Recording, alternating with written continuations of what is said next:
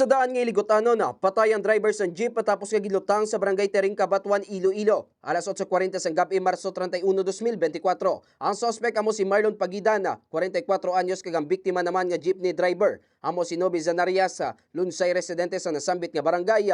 Sa interview sa K5 News FM Iloilo kay Police Captain Dionisio Estacio, hepe sa Cabatuan Municipal Police Station, na ibulansad to nga natrasan sa biktimang kudal sang suspect, kag posible dito nagsugod ang hindi nila pagitsindihanay. Dugang pasangepe nga ginpasan ang request ng autopsy sa pamilya sang biktima, kag ipaidalom naman ang firearm classification ng armas nga gingamit sang suspect sa Regional Forensic Unit, samtang ipaverify naman ini sa Civil Security Unit.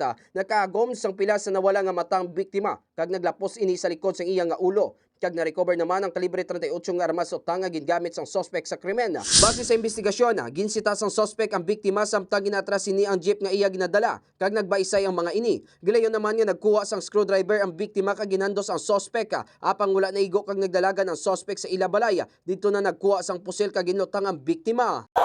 Para sa Balita Regional, ako si K5 Eric Cañizares para sa Kampiyon nga Balita, Serbisyo Publiko kag Kalingawan sa Western Visayas, K5 News FM. This news is brought to you by, do you feel tired all the time? Do you have frequent infections? Do you have always cold? It's a sign of low immune system. Boost your immune system with Clinica D3 Bio, antibacterial, natural antioxidant, immune system booster. Clinica D3 Bio has vitamin D3, lauric acid, and monolurine to fight against all viruses. Try Clinica Vitamin D3 with Coccus nocifera.